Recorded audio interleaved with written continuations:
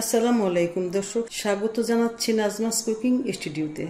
দর্শক, আজ আমি তৈরি করে দেখাবো গুলানো আটা দিয়ে নরম এবং খুবই সুস্বাদু রুটি তৈরি করে দেখাবো। তার জন্য আমি যে আটা গুলিয়ে রেখেছিলাম, আমি 10 মিনিট পরে ফিরে আসলাম।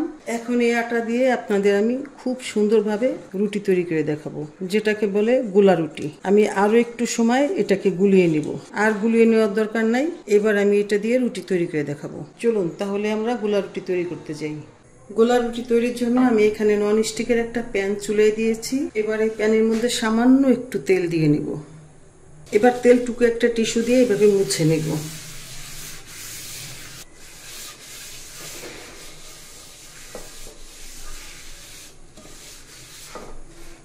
প্যানটা মুছে নেওয়া হয়ে গেল। এবার চুলাটা জ্বালিয়ে দিব। এবার প্যানটা গরম করে নেব। প্যানটা গরম হয়ে গেছে। এবার আমি এখান থেকে অর্ধেকটা আটার গোলা দিয়ে দিব।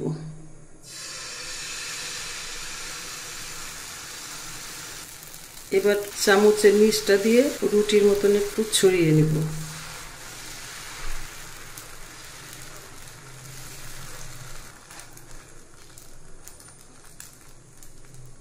এবার এই পাশটা আমি ভালোভাবে ছেঁকে নিব। তার জন্য আমি একটু ঢেকে দিচ্ছি। চুলার তাপটা মাঝারি ও লো হিটের মাঝামাঝিতে রাখা আছে। ফিরে আসবো আমি ঠিক 2 মিনিট পরে। ফিরে আসলাম 2 মিনিট পরে। এবার রুটিটা উল্টিয়ে দিব।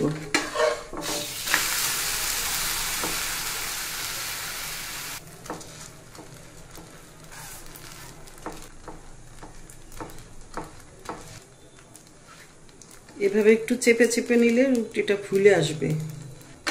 আবার একটু উল্টাই দিই।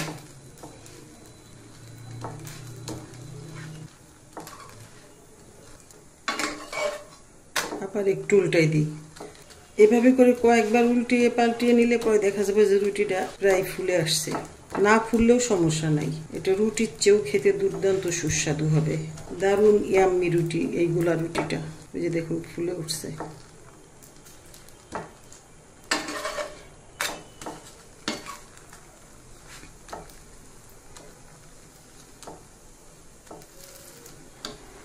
এই যে এই পাশটাতে ফুলে উঠছে।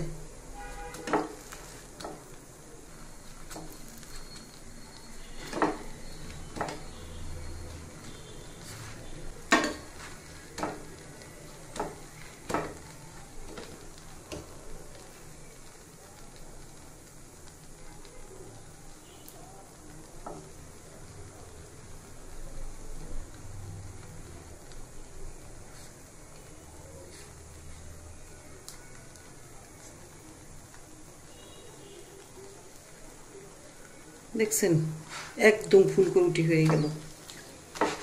কে বলবে যে এটা গোলা রুটি? দেখুন এটা যে খেতে কতটা ইয়াম্মি, এটা না খেলে আসলে বুঝতেই পারবেন না। একটা রুটি হয়ে গেল। আমি আপনাদের আরো একটা রুটি তৈরি করে দেখাবো। দর্শক, আমার এই রুটিটাও তৈরি হয়ে গেল। দর্শক, তৈরি হয়ে গেল আমার গোলা রুটি। দর্শক, আজকের এই রেসিপিটি যদি আপনার ভালো লাগে তাহলে ভিডিওতে একটি লাইক দিয়ে কমেন্ট সেকশনে কমেন্ট করার জন্য অনুরোধ রইল। আর ভিডিওটি শেয়ার করার জন্য অনুরোধ রইল আপনার ফ্রেন্ডস এন্ড ফ্যামিলির মাঝে। এত সময় আমার পাশে থাকার জন্য আপনাকে অসংখ্য অসংখ্য ধন্যবাদ। ভালো থাকুন, সুস্থ থাকুন, নিরাপদে থাকুন। এ কামনায় আল্লাহ হাফেজ।